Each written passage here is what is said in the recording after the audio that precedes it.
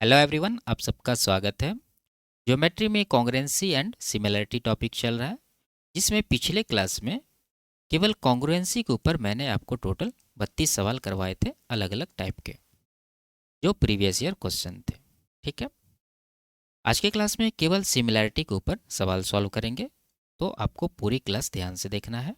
ठीक है, तो शुरू करते हैं। उससे पहले चैनल पर नया है तो चैनल को सब्सक्राइब कर लीजिए। आगे बढ़ते हैं। पहला सवाल है, मान लीजिए ए बी सी और डी एफ दो त्रिभुज इस प्रकार है कि कोण ए बराबर कोण डी है, जो कि है 40 डिग्री। ए बी बराबर डी दे रखा है। ए बी सी और डी एफ के समरूप त्रिभुज होने के लिए निम्न में से कौन सी शर्त पूरी होनी चाहिए। ठीक है, यानी कि ये दो कंडीशन आपके पास इन्होंने दे रखा है, और तीसरा कंडीशन आपसे पूछ रहा है अगर ये दोनों ट्रायंगल समरूप होंगे तो। ठीक है, ठीक है, जिसको सिमिलैरिटी का क्राइटेरिया पता है वो आराम से इसका आंसर लगा देगा। वैसे मैंने आपको थ्योरी क्लास में बताया था सिमिलैरिटी के क्या क्या क्राइटेरिया होते हैं। एक तो ये कि ट्रिपल है, यानी अगर दो त्रिभुज है उनके तीनों संगत कोण इक्वल हैं तो वो सिमिलर होंगे। इसके बाद डबल है, यानी अगर दो त्रिभुज में दो संगत कोण इक्वल हो गए तो वो सिमिलर होंगे, क्योंकि तीसरा कोण ऑटोमेटिकली इक्वल हो जाएंगे 180 में इन दोनों को जोड़ के घटाने से। ठीक है, इसके बाद ट्रिपल एस का बताए थे, यानी कि अगर दो त्रिभुज हैं उनके संगत भुजाओं का अनुपात इक्वल है तो वो क्या होंगे, सिमिलर होंगे। इसके बाद मैंने आपको बताया था एस ए एस, यानी अगर दो ट्राइंगल है उनमें एक कोण बराबर है और अगल बगल की भुजाओं का अनुपात जो है इक्वल है तो वो सिमिलर होंगे। ठीक है, तो यहाँ पर आप देख लीजिए कि आपको क्या चाहिए। तो यहाँ पर पहले आप डायग्राम से समझिए ताकि आपको अच्छे से समझ में आए। वैसे इसमें डायग्राम बनाने की ज़रूरत नहीं है। ये मान लीजिए ट्रायंगल है आपका ए बी सी, और ये ट्रायंगल है आपका दूसरा, इसका नाम दे दिया मैंने, क्या है, D F. D E F. अब इसमें ये दे रखा है कोण ए बराबर कोण डी, जो कि है 40 डिग्री, यानी ये जब 40 डिग्री है तो इसका भी ये कोण डी कितना है, 40 डिग्री है। ए बी बराबर डी दे रखा है, ये जो ए बी है ये डी के इक्वल दे रखा है। अब देखिए चारों क्राइटेरिया में आपको यहाँ पर क्या मिल रहा है। अगर ये भुजा है और ये भुजा इक्वल है, ये कोण दिया है, तो हमें चाहिए कि ये भुजा बराबर हो जाए, ये ए सी बराबर डी एफ हो जाए। क्या ए सी बराबर डी एफ इन्होंने दे रखा है? नहीं, भुजा के बारे में एक ही ऑप्शन है, ये बी सी बराबर ई एफ कर रखा है, ये दोनों नीचे वाला, तो ये क्राइटेरिया में नहीं आता है, तो ये आंसर नहीं होगा। अब कोण वाले में चलते हैं, तो हमें चाहिए क्या, ट्रिपल ए या फिर डबल ए। डबल ए जरूरी है। एक कोण इन्होंने इक्वल दे रखा है 40-40, एक और कोण मिल जाए तो वो सिमिलर हो जाएंगे। तो आपको संगत खोजना, तो बी के संगत है ई, तो बी बराबर ई दिया है, नहीं है, बी बराबर एफ है, यहाँ बी बराबर डी है, तो ये दोनों भी आंसर नहीं होगा। आपके पास बचा ऑप्शन नंबर 2, ये इसका करेक्ट आंसर होगा। अब आप देख सकते हैं सी बराबर है, देखिए अगर ये थीटा है तो ये भी कोण क्या है, थीटा है, तो ये दोनों सिमिलर हो जाएंगे। ठीक है, आगे।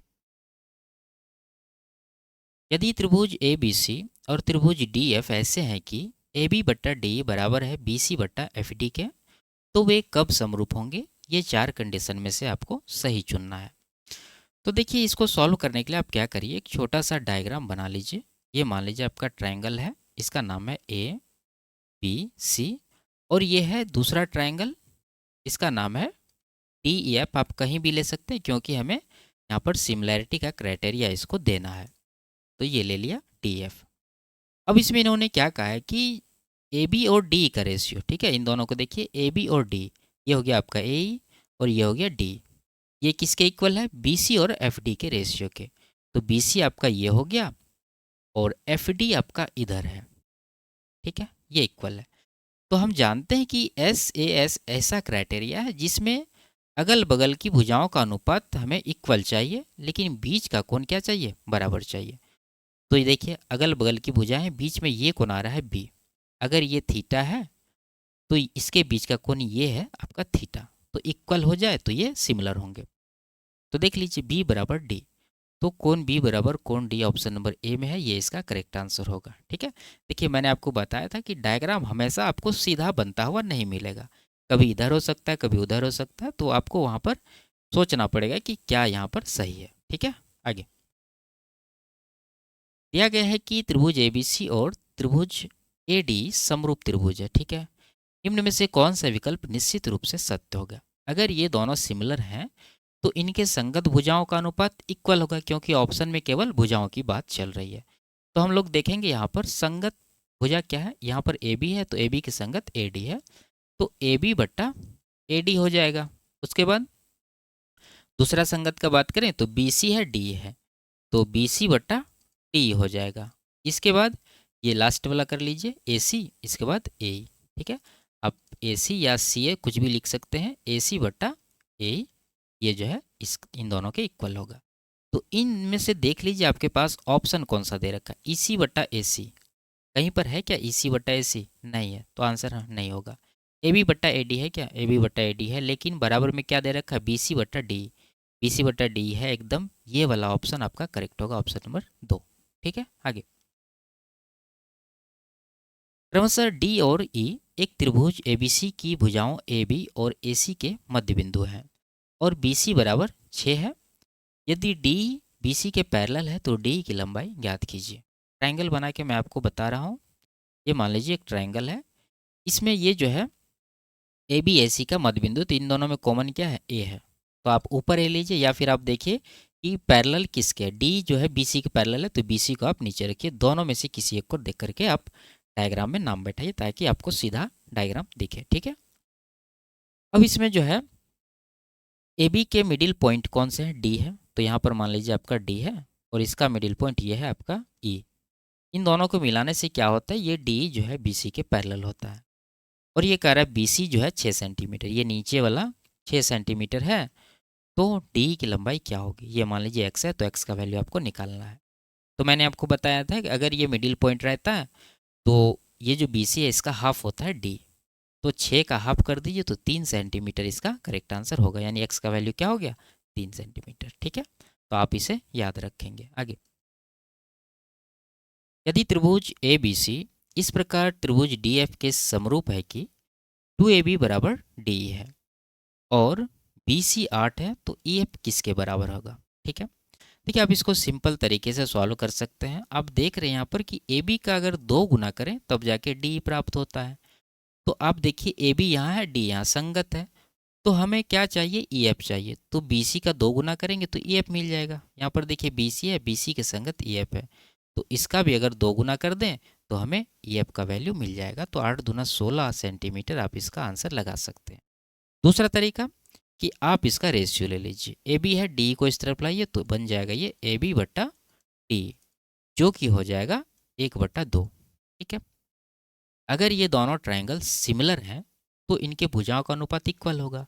तो हम लोग यहाँ से कह सकते हैं कि अगली जो संगत भुजा ये दे रखा है बी सी और ई एफ, तो ये 1/2 के बराबर होगा बी सी और ई एफ। ठीक है, तो 1/2 बराबर बी सी का वैल्यू क्या है? ये 8 दे रखा है। ई एफ हमें निकालना है, तो यहाँ से आप गुना कर देंगे तो ई एफ का वैल्यू आ जाएगा 8 दूना 16 सेंटीमीटर, और यही सवाल का आंसर भी है। आप देख सकते हैं यहाँ पर। आगे दो समरूप त्रिभुजों की दो संगत भुजाओं की लंबाइयों का अनुपात 3:1 है, उनके संगत कोणों का अनुपात ज्ञात कीजिए। ठीक है, देखिए हड़बड़ी में आप आंसर लगा देंगे 3:1, लेकिन ये जो है गलत आंसर है। आप जानते हैं अगर ट्रायंगल सिमिलर हैं तो उनके संगत कोण बराबर होते हैं, तो ये संगत कोणों का अनुपात पूछ रहा तो बराबर ही होंगे, तो ऑप्शन नंबर 2 आपका करेक्ट आंसर होगा। ठीक है, ना कि ऑप्शन नंबर 1। तो ये चीज़ आपको ध्यान रखना है। आगे त्रिभुज ए बी सी त्रिभुज पी क्यू आर के समरूप है।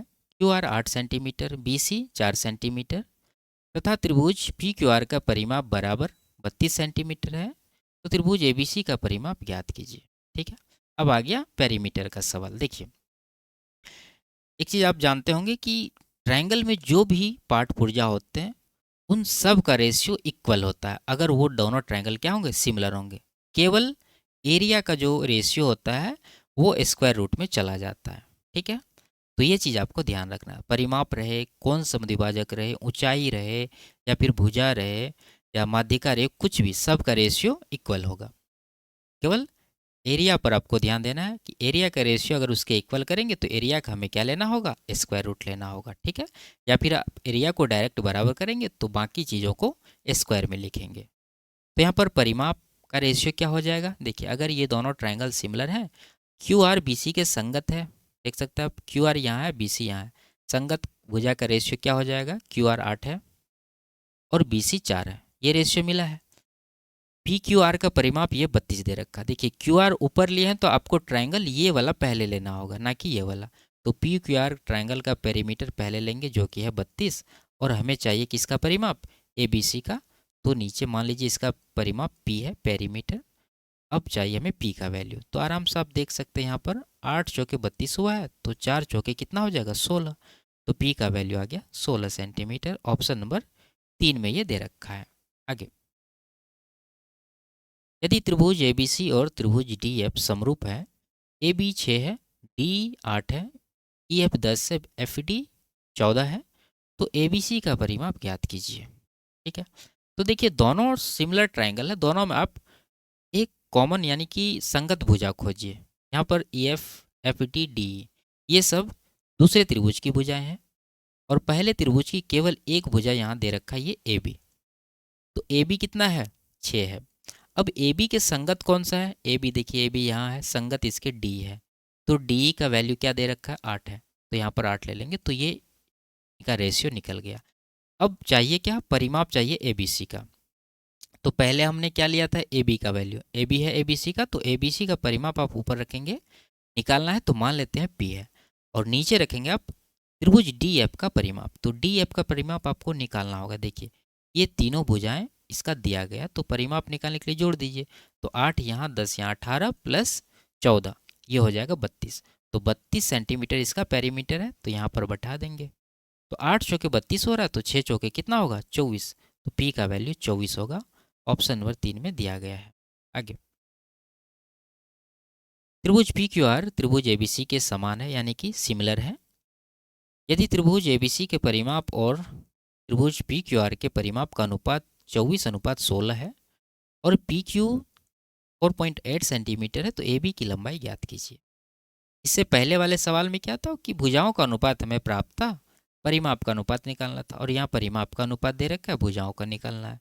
तो वही चीज़ आपको करना, बस यहाँ पर उसका उल्टा सोचना आपको।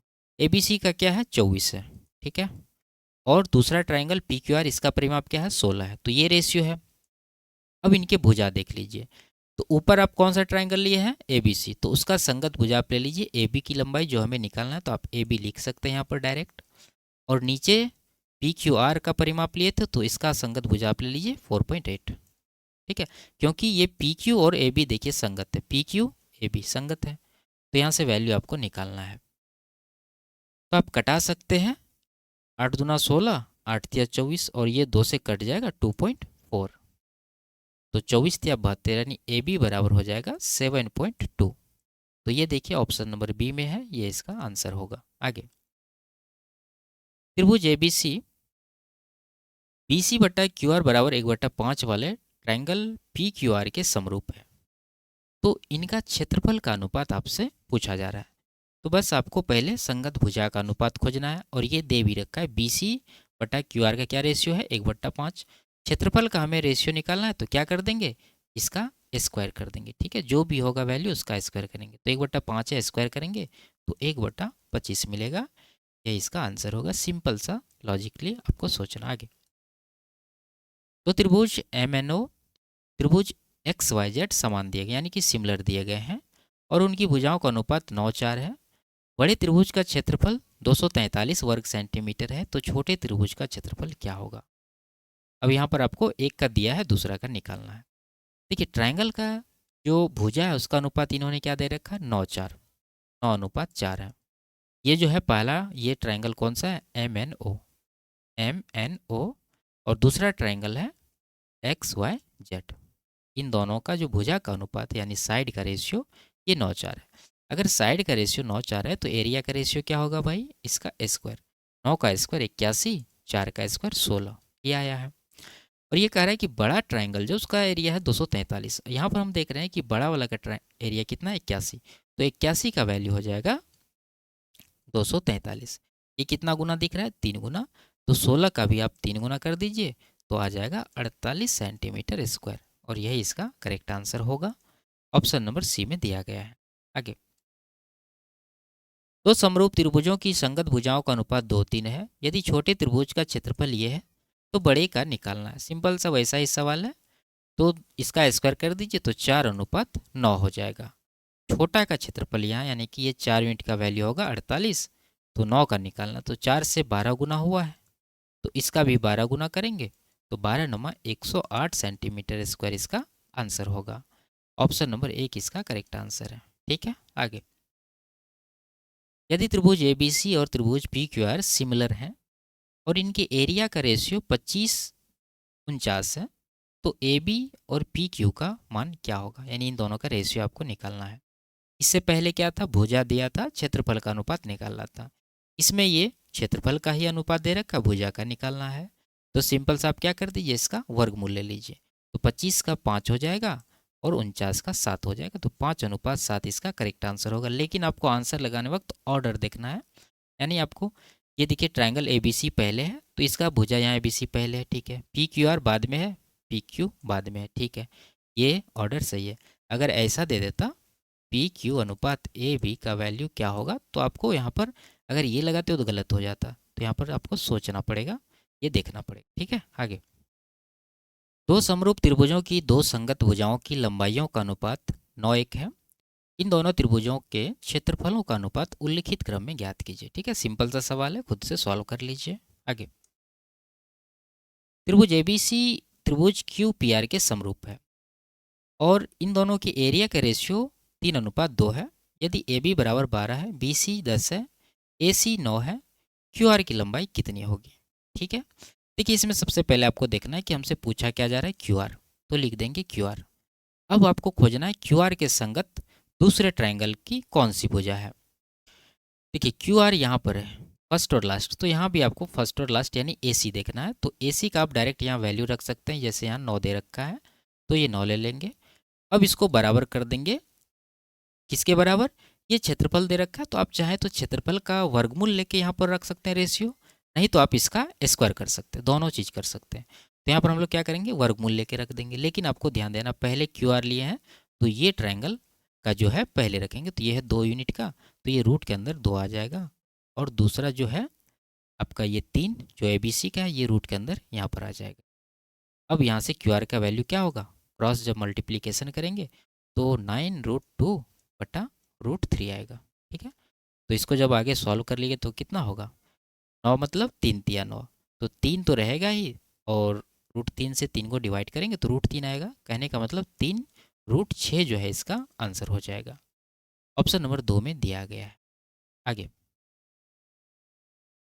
यदि दो समरूप त्रिभुजों त्रिभुज ए बी सी और त्रिभुज डी एफ के परिमाप क्रमशः 24 और 9 सेंटीमीटर हैं, डी 3 है, ए बी सी और त्रिभुज डी एफ के क्षेत्रफल के बीच का अनुपात ज्ञात कीजिए। तो क्षेत्रफल का अनुपात पूछ रहा है, हमें भुजा का अनुपात मिले या फिर परिमाप का, उसका हमें क्या करना है, स्क्वायर करना। तो आप त्रिभुज ए बी सी का भुजा देख सकते हैं, यहाँ पर 24 है, परिमाप 24 है, और त्रिभुज डी एफ का परिमाप कितना है, 9 है। तो इन दोनों का रेशियो लीजिए, 3×3 = 9, 3×8 = 24। अब जब हमें क्षेत्रफल का स्क्वायर चाहिए, यानी कि पहला का और दूसरा का एरिया का रेशियो चाहिए, तो इसका स्क्वायर करना होगा। तो 8 का स्क्वायर 64 होगा, 3 का स्क्वायर 9 होगा। तो ऑर्डर आप देख लीजिए, ए बी सी पहले है तो ये 64 आएगा पहले, तो ऑप्शन नंबर 1 में है 64:9, ये इसका करेक्ट आंसर होगा। आगे, यह दिया गया है कि त्रिभुज ए बी सी त्रिभुज एक्स वाई जेड के सिमिलर हैं और इन दोनों के क्षेत्रफल का अनुपात 81:25 है। ए बी 18, बी सी 10, सी ए 15 है, तो भुजा एक्स जेड का मान क्या है। ठीक है, देखिए यहाँ पर क्या निकालना है हमें वो लिखेंगे, निकालना है एक्स जेड। अब देखिए अगर ये दोनों ट्रायंगल सिमिलर है तो एक्स जेड के संगत कौन सी भुजा है, एक्स जेड यहाँ पर है, फर्स्ट और लास्ट। तो इस ट्रायंगल में भी फर्स्ट और लास्ट देखेंगे तो ए सी है, तो ए सी का आप डायरेक्ट वैल्यू रख लीजिए, यहाँ पर 15 दे रखा है, ये रख लेंगे। अब यहाँ पर आप दो चीज़ कर सकते हैं, अगर ये क्षेत्रफल का अनुपात दे रखा है तो आप इसको स्क्वायर करके डायरेक्ट क्षेत्रफल का अनुपात बैठा दीजिए, या फिर इसको ऐसे ही रहने दीजिए, क्षेत्रफल का आप क्या ले लीजिए, स्क्वायर रूट ले लीजिए। ठीक है, दोनों चीज़ एक ही बात है। तो यहाँ पर हम लोग क्षेत्रफल का वर्गमूल ले रहे हैं। अब आपको एक चीज़ और ध्यान देना है, देखिए एक्स जेड कौन सी त्रिभुज की भुजा है, ये एक्स वाई जेड, तो एक्स वाई जेड वाली जो है बाद में है, तो इसका ये 25 का वर्गमूल 5 आप ऊपर रखेंगे और ये 81 का वर्गमूल 9 नीचे रखेंगे। ठीक है, तो यहाँ से एक्स जेड बराबर कितना हो जाएगा, अब यहाँ पर कटा दिए, 3 तिया 3 पचन 5 गुना 5 25/3 जो है इसका आंसर होगा। ऑप्शन नंबर बी में दिया गया है। आगे, त्रिभुज एबीसी त्रिभुज डीएफ के समरूप है तथा त्रिभुज एबीसी के क्षेत्रफल और त्रिभुज डीएफ के क्षेत्रफल का अनुपात ये है, ए बी पी है, ए सी क्यू है, बी सी आर है, तो डी का वैल्यू निकालना आपको। तो वही चीज़ आप कर सकते हैं, यहाँ पर निकालना क्या है, डी। अब देखिए डी के संगत कौन सी भुजा है, डी यहाँ पर है, इसके संगत ए बी है, तो ए बी का मान यहाँ पर देखिए पी दे रखा है, तो पी ले लेंगे। अब आपको एरिया का यहाँ पर क्या लेना है, वर्गमूल लेकर के रेशियो रखना है। तो डी दूसरा त्रिभुज है और दूसरा त्रिभुज का देखिए 144 है, अगर इसका हम लोग वर्गमूल लेंगे तो 12 आएगा, और उसके बाद ये है 25, इसका वर्गमूल 5 आएगा। तो यहाँ से डी बराबर कितना हो जाएगा, 12 गुना पी 12p/5, ये इसका आंसर होगा। 12p/5 ऑप्शन नंबर 4 में है। आगे, यदि त्रिभुज समरूप त्रिभुज एबीसी और त्रिभुज डीएफ के क्षेत्रफल क्रमशः एक्स स्क्वायर और वाई स्क्वायर है और ई एफ ए है, तो बी सी की लंबाई क्या है। तो देखिए बी सी हमसे पूछा जा रहा है, लिख देंगे। और बी सी के संगत कौन सी भुजा है, देखिए यहाँ बी सी यहाँ पर है, इसके संगत ई एफ है, और ई एफ का ये वैल्यू दे रखा है ए, तो यहाँ पर ए ले लीजिए। अब आप चाहे तो इसका स्क्वायर कर सकते हैं, तो यहाँ पर एक आपको हम स्क्वायर करके बता रहे हैं। मान लीजिए बी सी का स्क्वायर है, ए सी ये ए का स्क्वायर है, तो इस रेशियो में इसका क्षेत्रफल का रेशियो होगा। तो बी सी इस ट्रायंगल का, तो इसका एरिया दे रखा है इन्होंने कितना, एक्स, तो एक्स स्क्वायर ऊपर रखेंगे। और दूसरा ट्रायंगल डी एफ है, इसका एरिया दे रखा है वाई स्क्वायर, तो वाई स्क्वायर आप यहाँ पर रखेंगे। ठीक है, तो यहाँ से अब दोनों तरफ जब स्क्वायर रूट करेंगे तो ये आ जाएगा BC/A बराबर x/y। तो BC बराबर आ जाएगा a गुना x/y, ये आपका आंसर होगा। x/y ऑप्शन नंबर सी में है, ये करेक्ट आंसर है। आगे, दो समरूप त्रिभुजों के क्षेत्रफल का औसत जो है ये दे रखा है। इनके परिमाप का अनुपात 6:11 है। दोनों त्रिभुज के क्षेत्रफलों में अंतर का 20% क्या होगा। देखिए परिमाप का रेशियो यानी पेरीमीटर का रेशियो ये दे रखा है 6:11।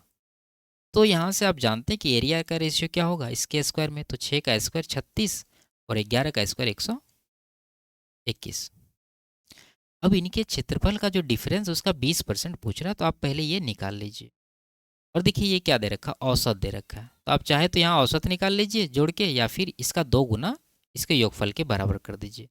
अगर हम लोग जोड़ दें इसको तो ये हो गया 157, टोटल आ गया 157 यूनिट। जबकि यहाँ पर एवरेज ये दे रखा है, अगर इसको 2 से गुना कर दें तो टोटल कितना आएगा 1400, इधर 6.5 दूना 13, यानी कि 1413 मीटर स्क्वायर जो है टोटल एरिया आएगा। अब डिफरेंस देखिए ये कितना है, इन्हीं दोनों क्षेत्रफल का डिफरेंस ये पूछ रहा है और उसका 20%। तो 121 36 का डिफरेंस अगर निकालें तो 11 में से 6 घटा 5 और यहाँ 11 में से 3 घटा 8, 85 आया। 85 का 20% यानी कि 1/5 ही आपको निकालना है। तो 5 से इसको डिवाइड करेंगे तो कितना आ जाएगा 17।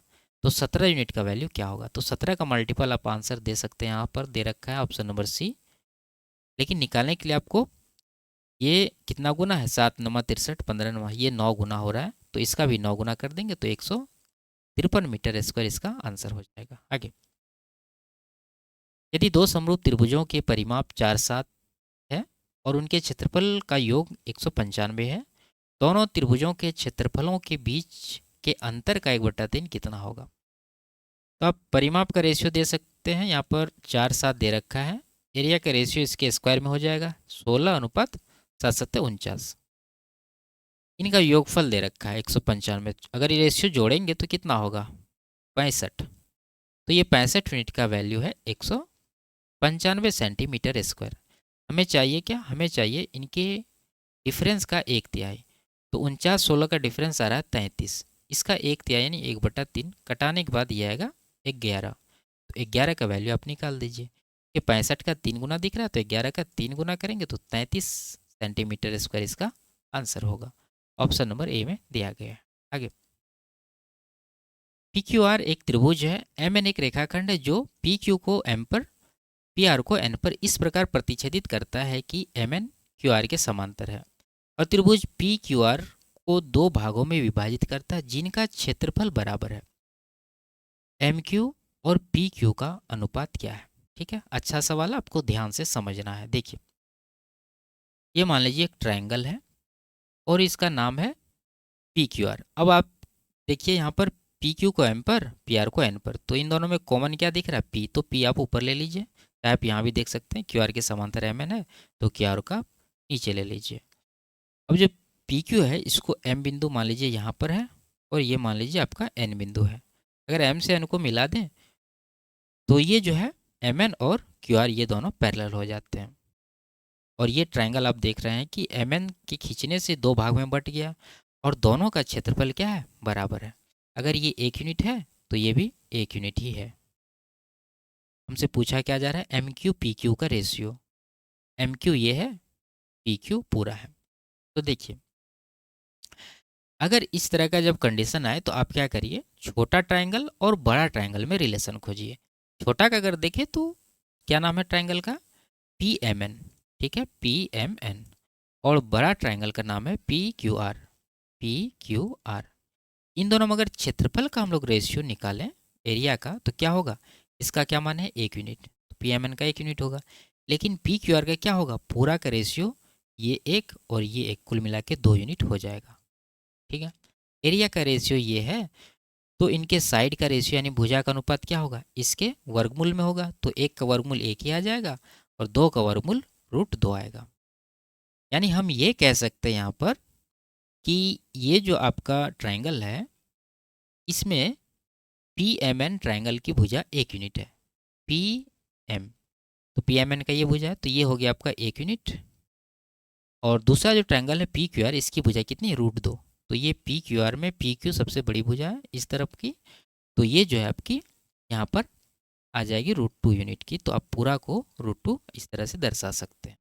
ठीक है, अब रेशियो क्या पूछ रहा है? एम क्यू और पी क्यू। एम क्यू अनुपात पी क्यू हमसे पूछा जा रहा है। तो देखिए, एम क्यू कहाँ है? ये है एम क्यू। और पी क्यू तो पूरा है √2, तो आप √2 यहाँ पर लगा दीजिए। एम क्यू निकालने के लिए आपको क्या करना होगा? यहाँ पर हमें ये दूरी निकालना। पूरा √2 है, अगर इसमें एक घटा दें तो ये दूरी निकल जाएगा, यानी कि ये हो जाएगा √2 - 1। तो ये आ जाएगा आपका √2 - 1। तो ये रेशियो आपका होगा √2 - 1 अनुपात √2। ऑप्शन नंबर 4 में है, ये इसका करेक्ट आंसर होगा। ठीक है, आगे। त्रिभुज आर एस टी में एम और एन, आर एस और आर टी पर दो बिंदु इस प्रकार है कि एम एन त्रिभुज आर एस टी के आधार एस टी के समानांतर है। यदि आर एम और एम एस का रेशियो 1:3 है, एस टी 5.6 सेंटीमीटर है, तो त्रिभुज आर एम एन का क्षेत्रफल और समलंब चतुर्भुज एम एन टी एस के क्षेत्रफल का अनुपात क्या होगा? ठीक है, अच्छा सवाल है, आप इसको ध्यान से देखिए। ये मान लीजिए मैंने एक डायग्राम खींच दिया ट्रायंगल का, इसका नाम है आर एस टी। तो देखिए आर एस आर टी में कॉमन क्या है? आर है, तो आर आप ऊपर रखिए, डायग्राम सीधा बनेगा। नीचे आप एस टी ले लीजिए। अब आर एस पर एक बिंदु है एम, तो मान लीजिए यहाँ पर आपका एम है और यहाँ पर जो आपका क्या है? आर टी पर एन है। एम से एन को मिलाएंगे तो ये जो एम एन है ये एस टी के पैरेलल है, ऐसा ये कह रहा है। इसके बाद ये क्या दे रखा है? आर एम और एम एस का अनुपात है 1:3। आर एम ये अगर एक यूनिट है आपका यहाँ से यहाँ तक का दूरी, तो एम एस नीचे वाला आपका कितना है? 3 यूनिट है, यानी एम से लेके एस तक का। क्लियर है? एस टी दे रखा है 5.6 सेंटीमीटर। देखिए ये रेशियो है, ये आपका लेंथ है सेंटीमीटर में। और हमसे पूछा जा रहा है कि ये जो छोटू ट्रायंगल है इसका रेशियो और नीचे जो ये बड़ा सा एक आपको समलंब चतुर्भुज दिख रहा है एम एन टी एस, इसका रेशियो क्या होगा? तो कुछ भी रहे इस तरह के डायग्राम में, आपको रिलेशन किस में खोजना है? छोटू ट्रायंगल और बड़ा ट्रायंगल में। तो छोटू ट्रायंगल का नाम क्या है? आर एम एन, तो इसका नाम है आर एम एन। और बड़ा ट्रायंगल का नाम है आर एस टी। यह हो गया आपका आर एस टी। इनकी भुजाओं का अनुपात आप देख सकते हैं यहाँ पर। साइड का रेशियो क्या है? छोटा वाला का 1 यूनिट है और बड़ा वाला का कितना होगा? ये 1 है, ये 3 है, तो पूरा हो गया बड़ा वाला का। 3 1 4 यूनिट का हो जाएगा ये, तो इसका आ गया 4 यूनिट। हमें एरिया का रेशियो निकालना, तो इसलिए यहाँ पर भी आप एरिया का रेशियो ले लीजिए। तो 1 का स्क्वायर 1, 4 का स्क्वायर 16 हो जाएगा। अब यहाँ पर आपको समझना है कि ये जो है छोटा वाला ट्रायंगल, इसका रेशियो एरिया कितना है? 1 यूनिट है। और बड़ा वाला ट्रायंगल का एरिया 16 है। तो छोटा का तो रखना है एक, लेकिन हमें चाहिए ये समलंब चतुर्भुज का। तो आप बड़ा वाला में से ये छोटा वाला को अगर हटा देंगे तो ये समलंब का निकल जाएगा। वही चीज़ आप यहाँ पर भी करिए, 16 में से एक घटा दीजिए तो बचेगा 15। तो ये हो जाएगा आपका समलंब का एरिया। तो 1:15 जो है इसका आंसर होगा। ऑप्शन नंबर सी में दिया गया है। आगे, त्रिभुज एबीसी में डी समांतर एसी है, जहाँ डी और ई क्रमशः ए बी और बी सी पर स्थित बिंदु है। यदि बी डी 2 है, ए डी 9 है, तो त्रिभुज बी डी का क्षेत्रफल का समलंब चतुर्भुज ए डी से क्या अनुपात है आपको निकालना है। ठीक है, सेम सवाल है, खुद से सॉल्व कर लीजिए और आंसर कमेंट में हमें बता दीजिए। आगे, त्रिभुज ई एफ जी में एक्स वाई जो है एफ जी के समानांतर है। चतुर्भुज एक्स एफ जी वाई का क्षेत्रफल 44 मीटर स्क्वायर है। यदि ई एक्स और एक्स एफ का रेशियो 2:3 है, तो त्रिभुज ई एक्स वाई का क्षेत्रफल ज्ञात कीजिए। अब यहाँ पर ये उल्टा दे रखा है। पहले आप क्या करिए, एक डायग्राम बना लीजिए। मान लीजिए ये आपका एक ट्रायंगल है, इसका नाम क्या है, ई एफ जी, और एफ जी के समानांतर है, तो ई को ऊपर रख लेंगे और एफ जी को नीचे रख लेते हैं। और ये जो एक्स वाई है यहाँ पर है कहीं पर, ये पैरेलल है, इसका नाम क्या है, एक्स और वाई। अब ये क्या दे रखा है हमारे पास, ई एक्स और एक्स एफ का रेशियो। ई एक्स ये दे रखा है 2 यूनिट का, और एक्स एफ नीचे वाला दे रखा है 3 यूनिट का। तो पूरा बड़ा कितना निकल जाएगा, बड़ा वाला ट्रायंगल का भुजा 2 + 3 5 यूनिट का निकल जाएगा। अब देखिए ये जो चतुर्भुज है एक्स एफ जी वाई, नीचे में आपको दिख रहा है एक्स एफ जी वाई, इसका एरिया दे रखा है ये 44 मीटर स्क्वायर, और हमसे पूछ रहा है ई एक्स वाई का एरिया क्या है। ई एक्स वाई इसका पूछ रहा है। तो हमें क्या खोजना है, संबंध खोजना है, किसके बीच, छोटू और बड़ू के बीच। तो छोटा का क्या हो जाएगा, लिख देते हैं यहाँ पर, ट्रायंगल का नाम है ई एक्स वाई, और बड़ा ट्रायंगल का नाम है यहाँ पर ई एफ जी। इसका जो भुजा का रेशियो यहाँ पर देखिए 2 यूनिट है छोटा वाला का, तो ये आ गया 2, साइड का रेशियो यहाँ पर हम लिख रहे हैं। और बड़ा वाला का कितना हो गया, 5 यूनिट जोड़ने के बाद, तो ये 5 आ गया। एरिया का अगर रेशियो यहाँ से निकाले तो स्क्वायर करना होगा, तो 2 का स्क्वायर 4, 5 का स्क्वायर 25। क्लियर है। अब देखिए चतुर्भुज का क्षेत्रफल ये दे रखा, हम आपको पीछे सवाल में बताएं कि चतुर्भुज का क्षेत्रफल निकालने के क्या करते हैं, बड़ा वाला ट्रायंगल में से छोटा वाला ट्रायंगल का एरिया घटा देते हैं। तो घटाने के बाद क्या आ जाएगा, 25 में से 4 घटा 21, तो ये 21 हो गया आपका चतुर्भुज का क्षेत्रफल, और ये 4 हो गया आपका त्रिभुज का क्षेत्रफल। ठीक है, ये जो है आपका चतुर्भुज कौन सा है, हम देते हैं X F G Y, X F G Y इसका एरिया है, और ये दे रखा है 44। तो हम कह सकते हैं यहाँ पर ये जो 21 यूनिट है ये 44 के बराबर हो जाएगा, 44 मीटर स्क्वायर के। हमें निकालना है छोटा वाला यानी ई एक्स वाई का क्षेत्रफल, जो कि है 4 यूनिट का। तो 4 का वैल्यू निकालने के लिए क्या करना होगा, 44 को आप ये 21 से डिवाइड करेंगे और 4 से गुना करेंगे, तो ये आ जाएगा आपका एरिया जो हमसे पूछा जा रहा है। तो 21 दूना 42, 2 चौके 8, 8 से थोड़ा सा बड़ा आंसर होगा, ये नहीं हो सकता। तो कितना बड़ा, तो आप क्या करिए गुना कर लीजिए, 176/21 हो जाएगा, 21 अट्ठे 168 जाएगा, बचा 8 80 हुआ, 21 तिया 63 जाएगा। ठीक है, 8.3 यहाँ पर ऑप्शन नंबर ए में ये इसका करेक्ट आंसर होगा।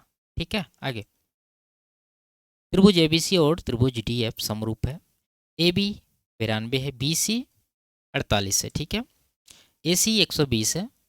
त्रिभुज डी एफ की सबसे छोटी भुजा की लंबाई 200 सेंटीमीटर है, तो त्रिभुज डी एफ की सबसे लंबी भुजा की लंबाई ज्ञात कीजिए।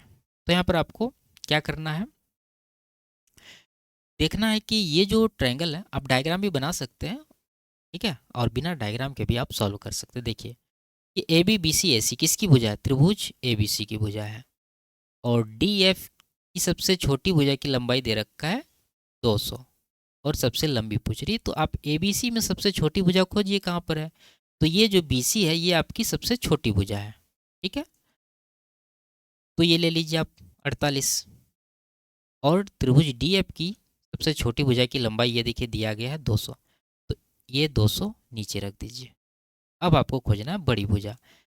हमसे क्या ये पूछ रहा है, ये सबसे लंबी भुजा, तो आप एबीसी में सबसे लंबी भुजा देखिए कहाँ पर है, 92, AC 120, AC है 120, तो यहाँ पर आप 120 लेंगे और AC के संगत देखेंगे कौन सी है, DF, यही होगा इसका।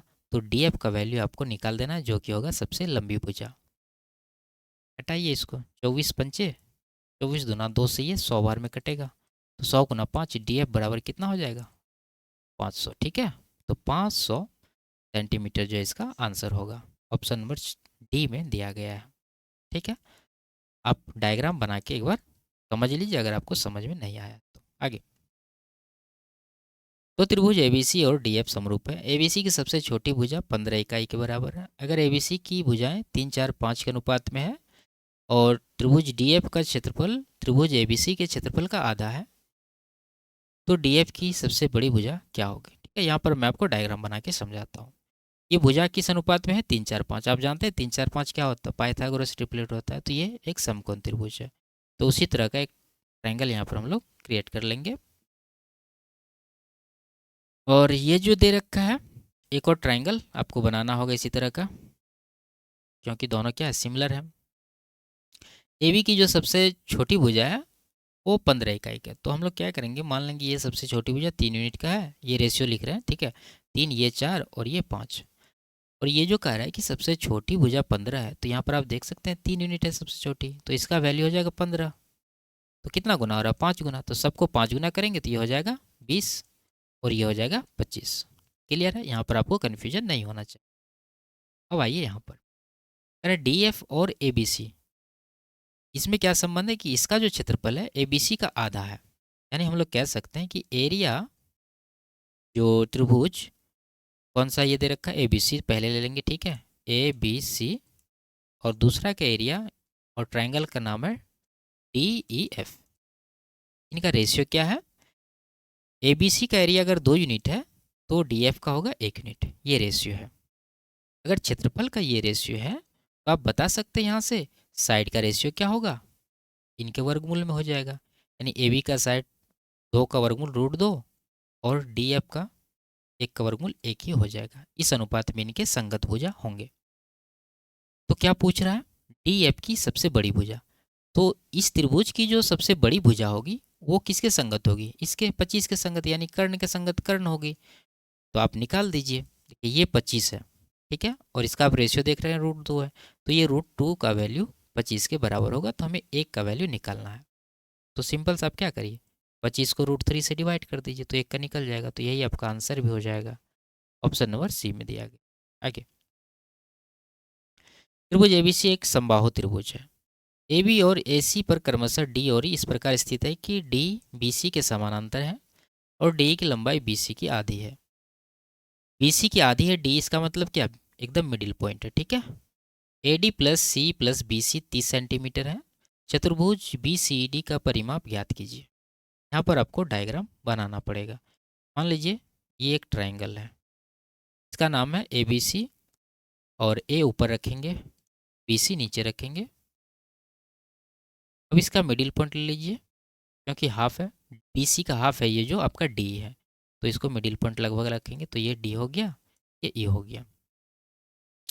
और ये जो ट्रायंगल है ABC, ये कौन सी ट्रायंगल है, समबाहु। ठीक है, तो समबाहु ट्रायंगल की क्या क्या विशेषताएं होती है आपको याद है। सबसे पहले कि तीनों भुजाएं इसकी बराबर होती है और तीनों कोण बराबर होते हैं। तो आगे देखते हैं क्या ज़रूरत पड़ता है। और ये जो कह रहा है AD C और BC तीनों का योगफल 30 है। कहाँ है AD ये है, C ये है और BC ये है, तीनों का योगफल कितना है, 30 है। ठीक है, अब आपको यहाँ एक चीज़ समझना है कि मान लीजिए पूरा जो भुजा की लंबाई है वो 2 यूनिट है, चाहे BC को मान लीजिए चाहे AB को मान लीजिए। ठीक है, क्योंकि ये समबाहु त्रिभुज है तो तीनों भुजाएं बराबर है। अगर ये 2 ही है तो AD कितना होगा आप बता सकते हैं, 2 का आधा 1 होगा। D कितना होगा, 2 का आधा 1 होगा। ठीक है, क्योंकि ये कह भी रहा है कि D जो है BC की आधी है। और नीचे वाला भी ये 1 हो जाएगा, ये भी एक, सब 1 1 हो जाएगा, केवल नीचे वाला 2 रहेगा। अब AD देखिए, AD का अगर हम बात करें तो AD आपका ये हम गोल से घेर रहे हैं जिसकी योगफल ये दिया है। ADC, C ये है 1 दिया है और BC ये है 2 यूनिट। तो कुल मिला के 1 1 2 2 4 यूनिट हुआ है और 4 यूनिट का योगफल ये दिया है 30 सेंटीमीटर। क्लियर है, यहाँ तक पूछ क्या रहा है, चतुर्भुज BCD का परिमाप। BCD ये नीचे वाला जो चतुर्भुज है समलंब, इसका परिमाप तो क्या हो जाएगा, 2 यूनिट यहाँ, 1 यूनिट यहाँ, 1 यूनिट यहाँ, 1 यूनिट यहाँ, तो कुल मिला के कितना हुआ, 3 2 5 यूनिट। तो 5 यूनिट का वैल्यू आपको निकालना है। तो कितना 37.5 हो जाएगा, सीधा सीधा ऑप्शन नंबर सी में दिया है। ठीक है, आप ऐसे भी कर सकते हैं, 30 को ये 4 से डिवाइड करेंगे तो 1 यूनिट आएगा, 5 का निकालना तो 5 से गुना करेंगे, तो आप इस तरीका से भी कर सकते हैं। आगे, तो ये लास्ट सवाल था, और जो भी सवाल सिमिलैरिटी पर बचे हुए हैं वो अगली क्लास में हम लोग सॉल्व कर लेंगे। ठीक है, तो ये क्लास आपको कैसी लगी कमेंट बॉक्स में बता दीजिए। अच्छी लगी तो वीडियो को लाइक, शेयर और चैनल को सब्सक्राइब जरूर कर लीजिए। फिर मिलते हैं अगले क्लास में, तब तक के लिए बाय बाय, टेक केयर। ठीक है।